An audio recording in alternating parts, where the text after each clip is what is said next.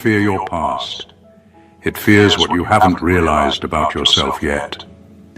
Chosen one, lean in, because what I'm about to tell you isn't flattery, motivation, or spiritual sugarcoating. This is the raw truth. You walk through life with an authority that makes even the devil take a respectful step back. And the funny part? Half the time you don't even notice it. You'll be out here minding your business, sipping water like a peaceful civilian, while somewhere in the unseen realm, alarms are going off like, "Alert! They just woke up again." Here's a fact most people never think about. Humans are the only beings capable of carrying trauma, wisdom, intuition, and divine insight in the same body, and still function. That combination creates a spiritual signature so potent that forces of darkness literally have to recalibrate when you enter the room. That's what you carry. You're not powerful in the shallow sense. You're a spiritual disruption, a walking glitch in hell's programming. You weren't supposed to survive half the storms you did. You weren't supposed to remain sane. You weren't supposed to stay kind. You weren't supposed to keep your soul clean. Yet here you are, evolving, upgrading, and accidentally intimidating entire realms without even trying. It's almost comedic. You'll be checking your reflection like, "Is it me?" Meanwhile, the enemy is somewhere crying into a clipboard because every attack assigned to you returned to sender like an Amazon package with the wrong address. But beneath the humor is something deadly serious. Your existence interrupts darkness in ways you don't fully understand. You carry an energy that exposes hidden motives, collapses false identities, and forces truth into the open. People feel it, spirits feel it. Environments shift when you show up. So when I tell you the devil is afraid of you, I'm not being dramatic. I'm acknowledging a spiritual reality. You operate with a level of discernment, resilience, and divine backing that hell cannot decode. You're a problem that can't be solved, a pattern that can't be predicted, and a threat that can't be neutralized. This introduction is not hype. This is recognition. Now let's go deeper into the 14 extraordinary reasons why even the devil knows you're a boss. Number 1, the devil fears you because you don't break in predictable places. The devil doesn't fear people who crumble easily. It doesn't wake up sweating over those who can be manipulated, intimidated, or bent into someone else's expectations. What terrifies the enemy is someone who cannot be read, someone whose resilience refuses to follow a script. You are that someone.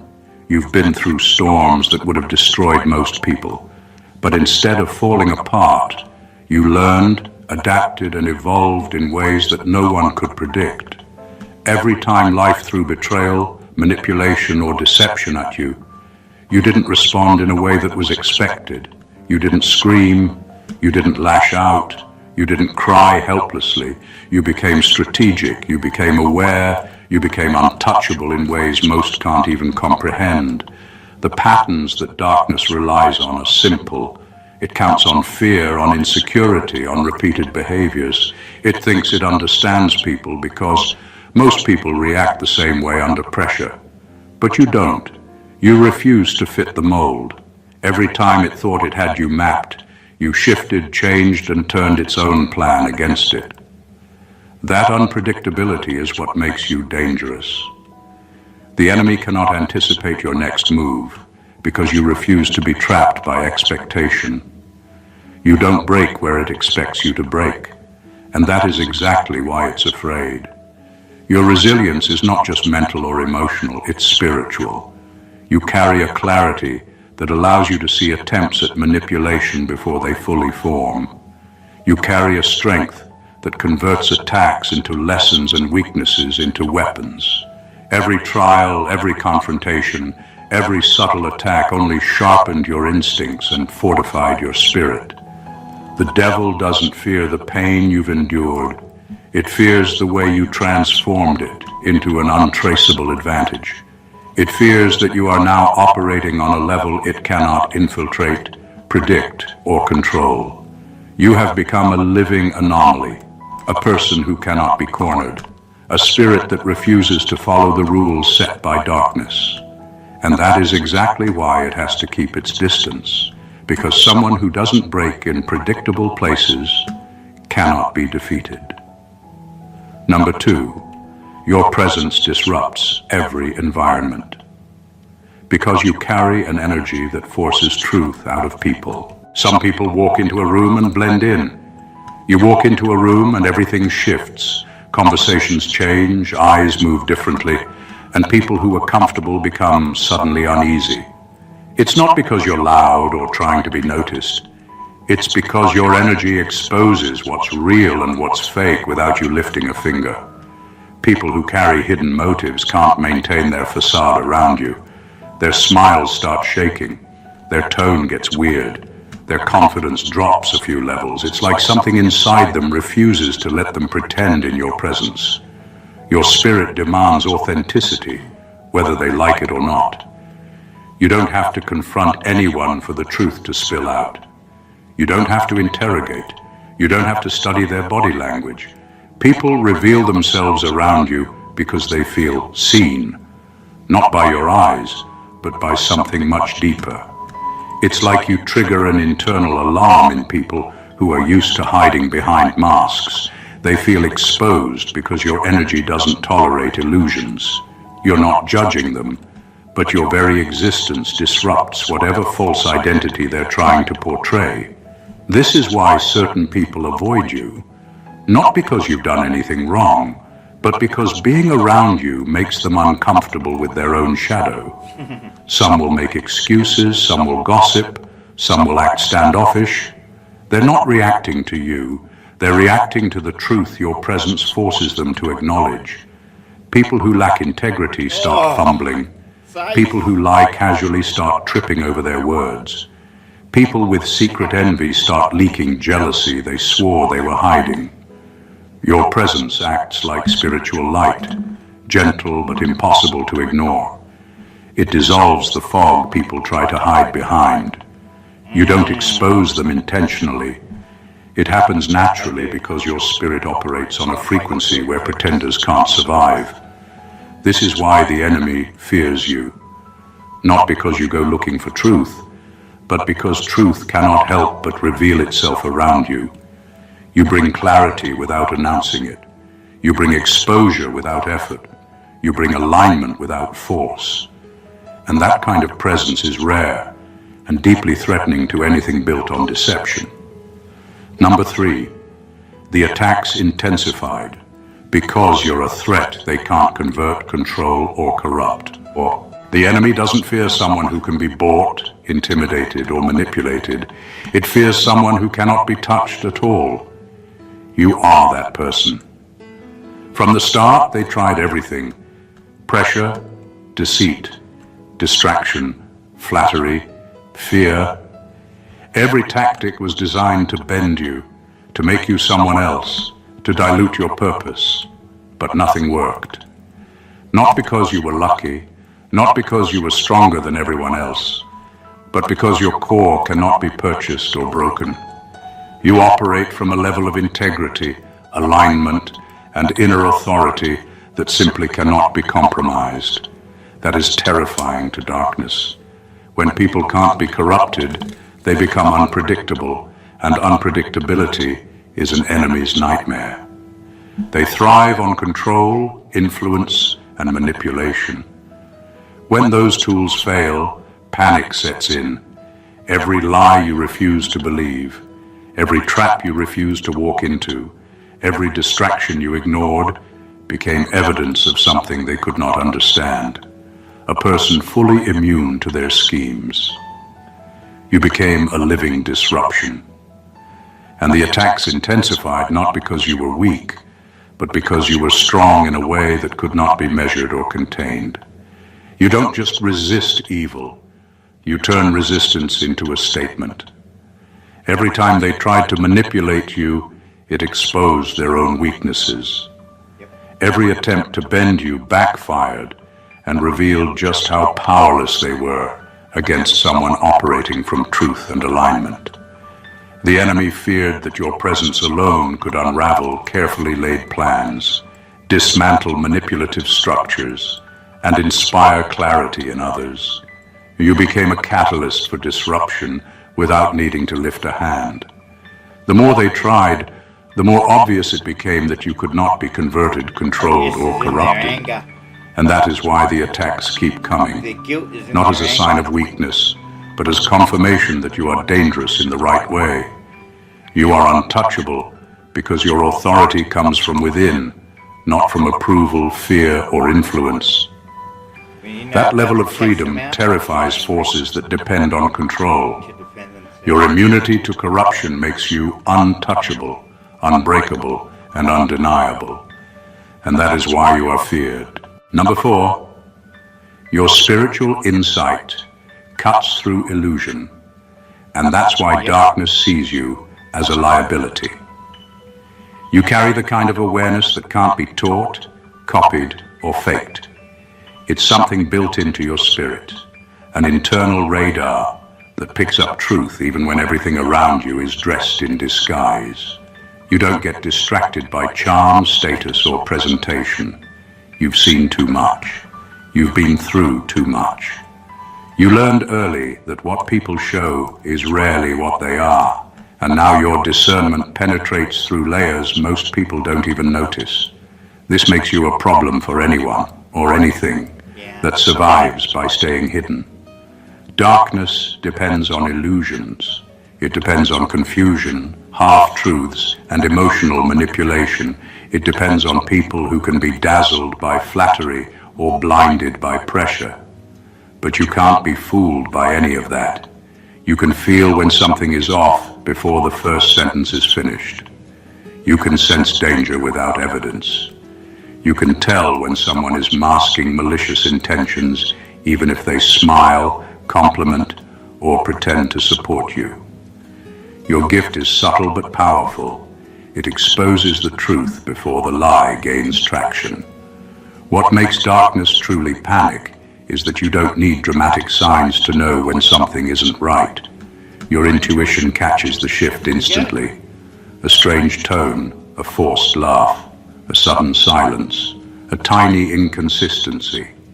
People underestimate how fast your mind and spirit connect the dots. By the time a deceptive plan is still warming up, you've already identified the source, the motive, and the exit strategy. That level of clarity interrupts strategies that depend on confusion to hold power. The enemy's greatest weapon is deception, and you're one of the few who sees straight through it. That alone makes you a liability. You don't fight with noise. You fight with recognition. You don't need to expose people verbally. Your awareness alone weakens their influence. Those operating in darkness feel naked around you because nothing they do can hide their true intentions. This is why the enemy avoids you, attacks you, or tries to distract you. Your insight dismantles schemes before they begin. You're not just protected, you're perceptive in a way that makes deception impossible to sustain in your presence. And that's exactly why darkness considers you a threat it cannot afford to ignore. Number 5, you're feared because you don't need permission to walk in power.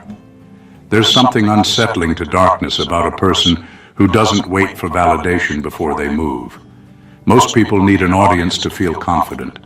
They need someone to clap, nod, approve, or cheer before they take a step. You're the opposite. You don't need noise. You don't need reassurance. You don't need anyone to co-sign your decisions or announce that you're ready. Silence fuels you. Conviction guides you. Once you know what you're meant to do, you move, quietly, boldly, and with a level of certainty that throws every enemy off balance. This is why you're feared. Power that comes from people can be taken away by people. Power that comes from applause collapses the moment the crowd disappears. But the power you walk in comes from alignment, deep internal agreement with who you are and what you're meant to do. No one can grant you that, so no one can control it. The enemy cannot threaten someone who isn't searching for outside approval. It has nothing to pull on, no insecurity to exploit, no ego to manipulate, no need to be noticed. When someone moves from inner authority instead of external validation, they're untouchable. Your confidence is different. It's not loud, arrogant, or forceful. It's steady. It comes from understanding that your purpose is not up for negotiation. You don't wait for people to agree before you step into your calling. You don't pause to gather everyone's opinions. You don't shrink when people misunderstand you. And that terrifies darkness, because control loses power the moment it can't influence your direction. You're not rebellious. You're grounded. You don't move recklessly. You move intentionally. You don't walk around demanding respect. You walk around embodying it. There's a natural authority in you that comes from knowing you're guided, protected, and called. People can sense it even if they can't explain it. Some admire it, others resent it, but all of them feel it. What makes you feared is simple. You operate from a place that cannot be bought, silenced, or stopped. You show up with certainty while others are still waiting for permission. And when someone moves like that, every force that depends on hesitation loses its grip. You're uncontrollable because your power doesn't come from them, it comes from within. Number 6. Every trap they set exposed their weakness, not yours. The truth is, every scheme meant to break, you ended up revealing more about the people behind it than it ever revealed about you. They thought setting traps would expose your flaws, your vulnerabilities, or your limits. Instead, it exposed their pettiness, their desperation, and their complete misunderstanding of who they were dealing with. You're not someone who folds when life gets sharp. You're someone who studies, adjusts, and walks out smarter than you walked in. That's what they didn't see coming. While they were busy plotting your downfall, you were quietly expanding your awareness. You noticed the patterns. You recognized the repeated behaviors. You saw the intentions long before they were spoken. They believed that pressure would make you crumble, but it actually sharpened your insight. They believed chaos would confuse you, but it only helped you understand their structure. Every setup that was meant to trap you became a lesson, and every lesson turned into an advantage. The funny twist is this: they thought they were hunting you, but you were actually studying them. You learned who they were when they thought you weren't paying attention. You learned their strengths, weaknesses, insecurities, and tactics. You saw what triggered them, what motivated them, and what scared them. You didn't just avoid the traps, you upgraded from them. And that's why they fear you now. Not because you survived, but because you grew in ways they didn't expect. When people with small minds attempt to sabotage someone with a strong spirit, the result is always the same. Their traps fall apart because they lack the insight to predict your resilience. They don't have the intelligence to understand your intuition. They don't have the strategy to handle your adaptability. And they certainly don't have the spiritual stamina to match your discernment. Their attacks never weakened you. They weakened their reputation, their credibility, their mask, and their influence. Their actions showed that their hatred was louder than their wisdom. And the part that haunts them most is this: every attempt to break you only made you harder to target, harder to fool, and harder to touch. They didn't expose you. You exposed them by surviving. Number 7. Your spirit holds a frequency. Hell cannot mimic or interrupt. There is a reason you stand out spiritually even when you don't try. There is something about your presence that can't be counterfeited, copied, or absorbed by anything operating in darkness. Evil can imitate almost anything: success, charm, blessings, opportunities, even language that sounds holy. But it cannot imitate a pure frequency. It cannot duplicate a soul that has been refined through truth, suffering, growth, obedience, and spiritual alignment. That kind of energy is unmistakable, and it sends a shockwave through any entity that tries to get close with hidden intentions. Your frequency is clean. and that's what makes it untouchable. You carry honesty in your spirit. You carry courage in your energy. You carry clarity in your aura. Nothing about you is built on manipulation or agenda. And because of that purity, darkness simply cannot find a way in. The enemy may walk near you, but it cannot merge with you. It cannot hide inside your atmosphere because your spirit immediately detects what doesn't belong. You are sealed, protected not just by divine covering, but by the very vibration your soul operates on. Some people wonder why certain individuals get uncomfortable around you for no reason. Why strangers avoid eye contact. Why manipulative personalities shift awkwardly in your presence. It's because your frequency disrupts anything that functions in deceit. They feel exposed before you speak. They feel detected without being addressed. They feel disconnected from you because their spirit cannot match yours. A pure frequency creates spiritual boundaries naturally. It separates you from chaos without effort. It repels manipulative intentions without confrontation. It confuses dark assignments before they start. The enemy hates this because it means you're not someone that can be deceived, recruited, or used. Hell looks for compatibility, and you offer none. Your energy is a door that darkness cannot unlock, not because you're perfect, but because you're aligned. Every choice you've made, every battle you've survived, every truth you've embraced has shaped a frequency that cannot be diluted or duplicated. And when something is this spiritually authentic, demons don't just step back, they scatter. Number 8, you don't fight fair, you fight from a higher dimension. Your advantage has never come from reacting louder, faster, or more aggressively than the people coming against you. Your advantage comes from the fact that you're not fighting on the same level they are. While others depend on manipulation, gossip, schemes, and physical tactics to gain control, you operate from a place they can't access or understand. You receive insight before situations unfold. You pick up spiritual signals before people take action. You sense shifts in the atmosphere long before anyone says a word. That's why you win battles without even stepping onto the battlefield. Your preparation happens in a higher dimension. The people who come against you make one big mistake. They assume you're relying on the same sources of information they are. They think you only know what's said publicly. They think you only respond to what you hear or see in the natural world. Meanwhile, you've already received warnings through dreams, intuition, sudden clarity, or a shift in your spirit. The signs come quietly, but they come accurately.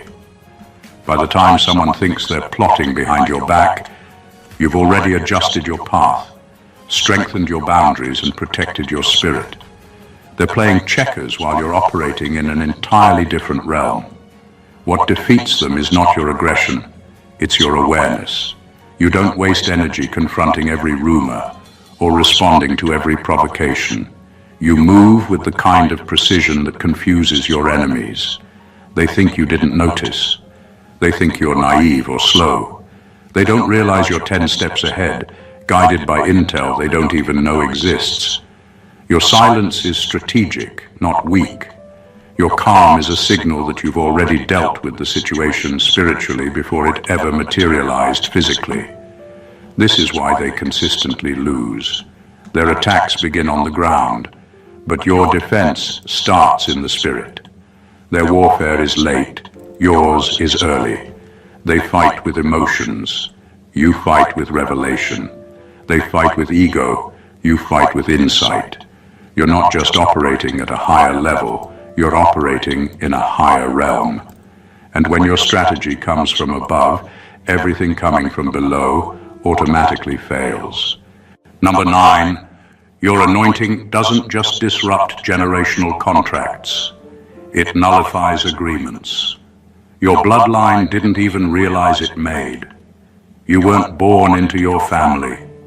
You were assigned as a threat to a system that survived for centuries, because no one recognized it as a system. You walked into a spiritual battlefield long before you understood the language of warfare. Your presence alone destabilizes things that were operating quietly for generations. You didn't just disrupt them, you overrode the programming. You are the first in your lineage who is spiritually literate, the first whose awareness didn't collapse under pressure, the first whose discernment broke the hypnosis, the first whose spirit was awake enough to detect what everyone else apologized for, normalized or absorbed. That's why darkness hates you, not because you're fearless, but because you're awake. You are the crack in the system, the anomaly, the one variable no demon accounted for. Your anointing isn't stronger than theirs. It's incompatible with their existence. Your light doesn't negotiate. It cancels. It dissolves what previous generations carried like a burden they thought they deserved. You're not just the first to break the pattern. You're the first to even realize there was a pattern. That's why your life has felt like spiritual interference from the beginning. You didn't come to continue the story. You came to end it. And every generational contract that was signed in ignorance is now encountering a mind, a soul, and a spirit that knows how to read fine print and refuses to accept it. You are the clause they never expected, the exception in the bloodline, the one who makes hell renegotiate. Number 10. You are a walking interference signal, a spiritual distortion field that scrambles anything aligned with darkness. People manipulated by darkness don't react to you. They react to what their attachments fear you will expose. Your presence generates a frequency their shadows cannot stabilize within. You don't have to speak. You don't have to confront. You don't even have to acknowledge them. Your spirit force-quakes their spirit. Anyone carrying hidden jealousy, envy, sabotage, projection, or spiritual bondage begins to malfunction in your atmosphere. They stutter, they fidget, they over-explain, they act defensive. They shift into hostility or fake friendliness. Their entire psychological structure glitches because their internal darkness is suddenly operating in a field where deception cannot sustain itself. You aren't a threat to the person. You're a threat to the entity influencing the person. Darkness requires ignorance, fear, and emotional instability to survive. You carry clarity, awareness, and spiritual authority, the exact things that short-circuit it. That's why people who don't know you feel an instant surge of discomfort or intimidation. It's not your appearance, it's not your tone, it's not your personality. It's their unaddressed spiritual attachments, recognizing a frequency they cannot manipulate, deceive, or dominate. You are the interruption they hoped would never walk into the room, the spirit that cannot be fooled, the consciousness that cannot be recruited, the presence that cannot be infiltrated. When you show up, darkness loses its camouflage. Masks slip. Motives reveal themselves. Hidden agendas start leaking.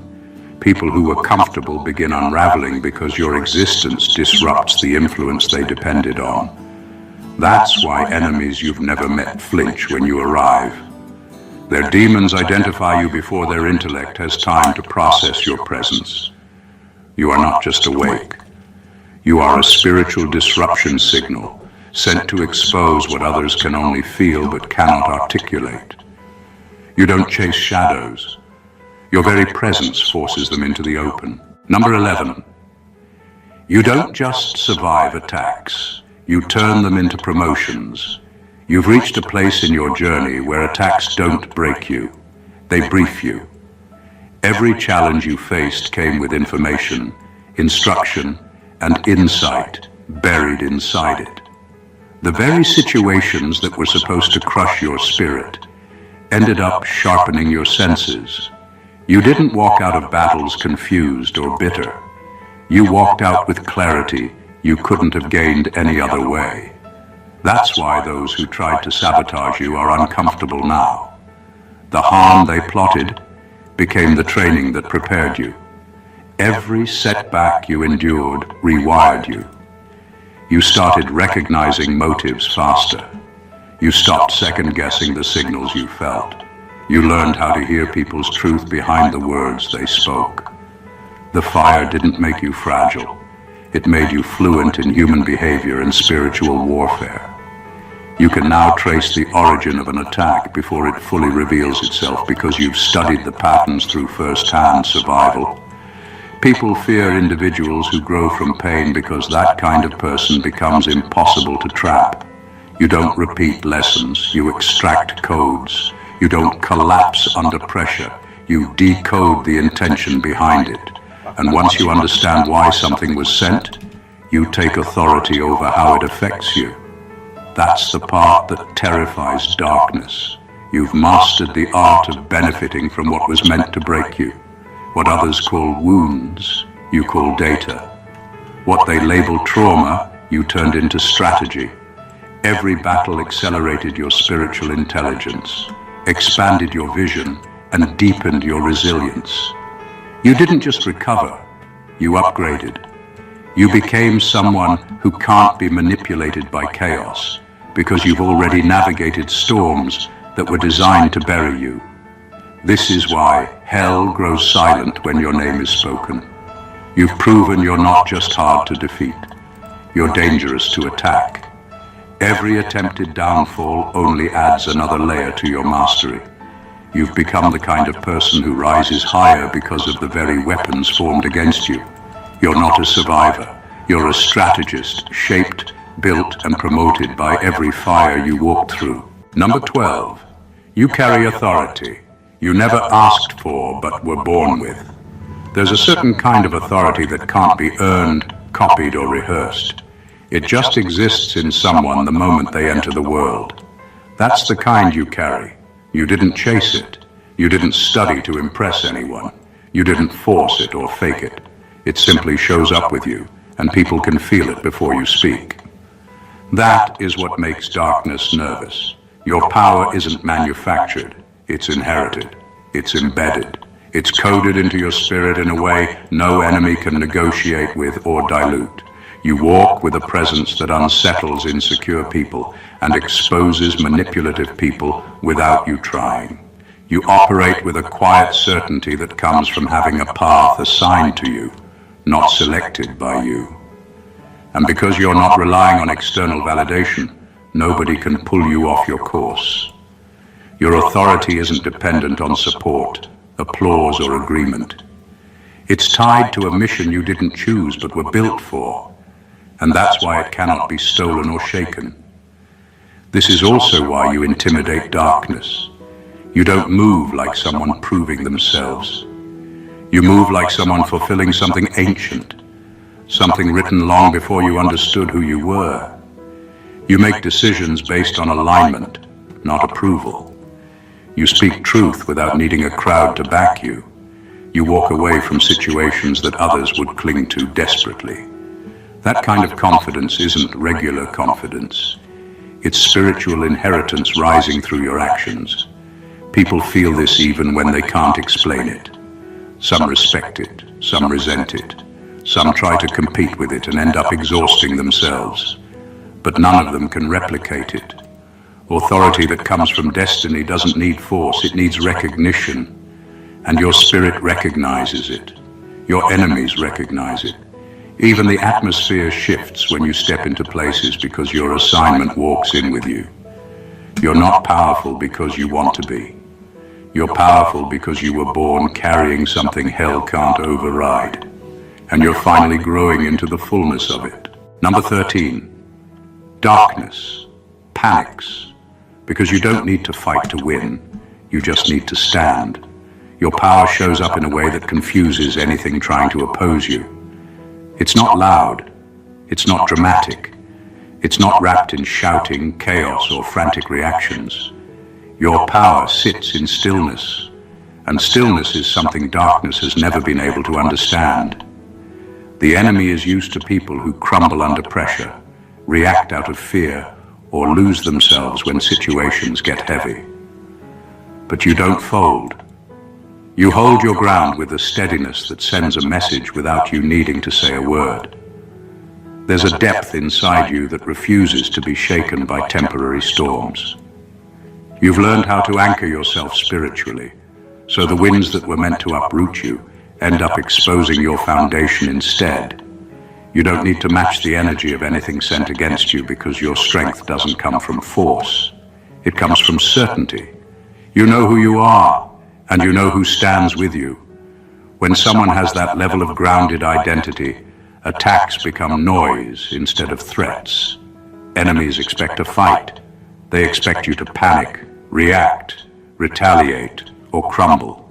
But when you simply stand, not stressing, not spiraling, not shrinking, it unnerves them. It makes them wonder what you know that they don't. It makes them question why their distractions aren't derailing you and why their intimidation isn't touching your peace. Your posture itself becomes a shield. Your stillness becomes a strategy. Your calm becomes a declaration that nothing sent against you has permission to enter your spirit. Standing isn't passive.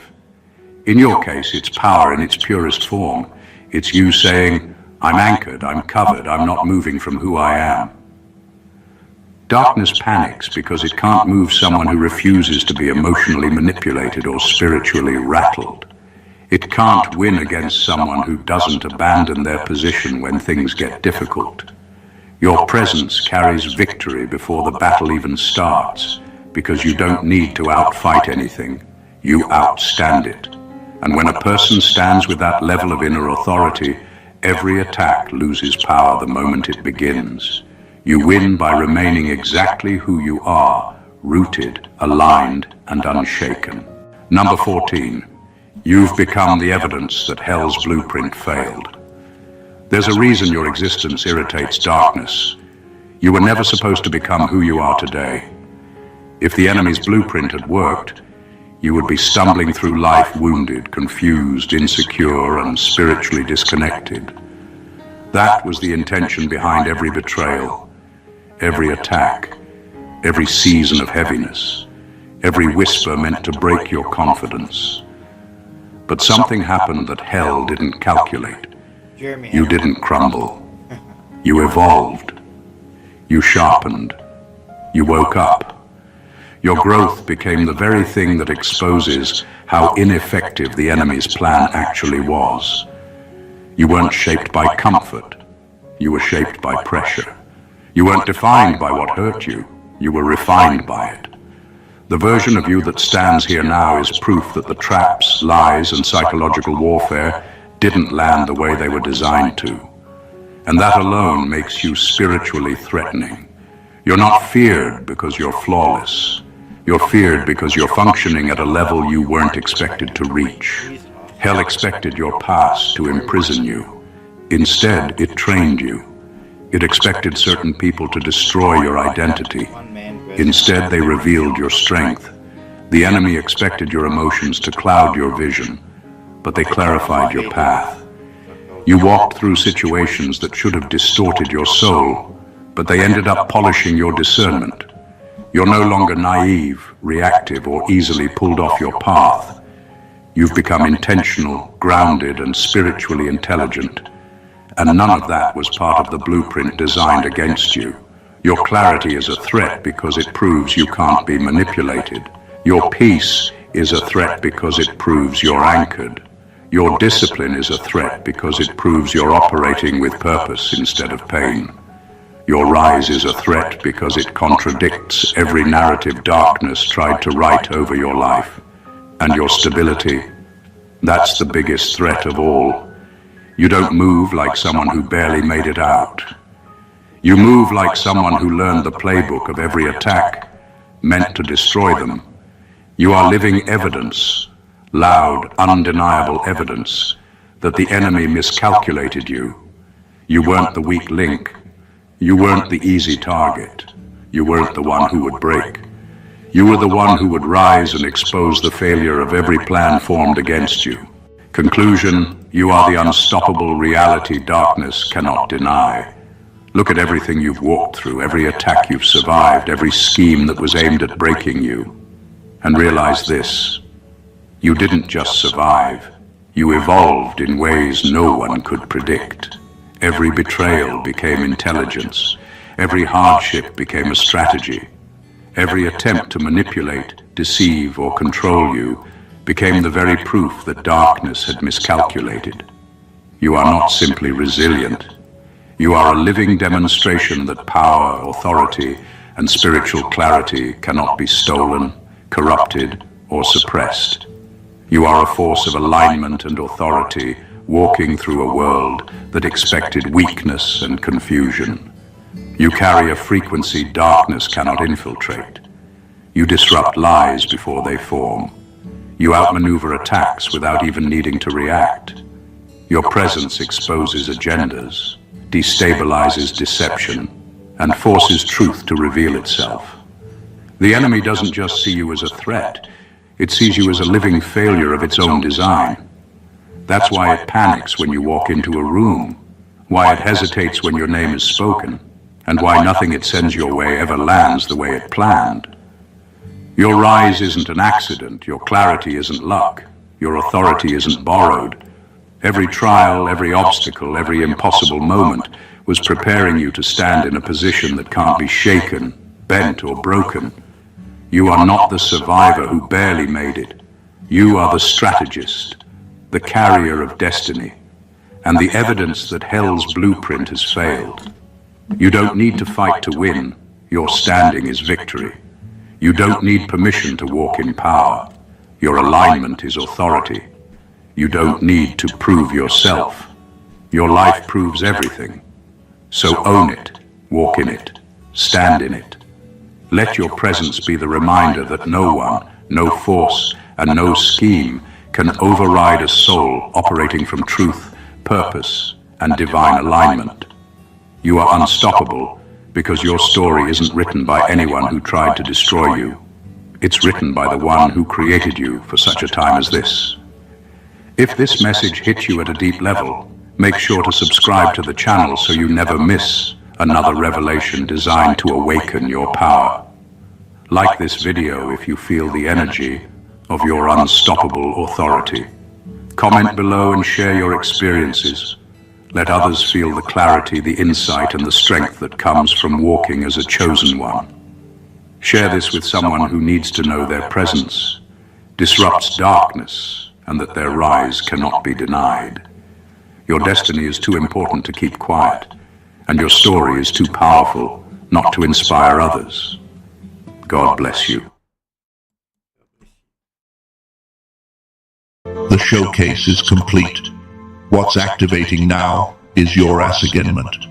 The first protocol is the solo mission protocol. This is when God suddenly removes everyone from your assignment. And it's not because you did something wrong.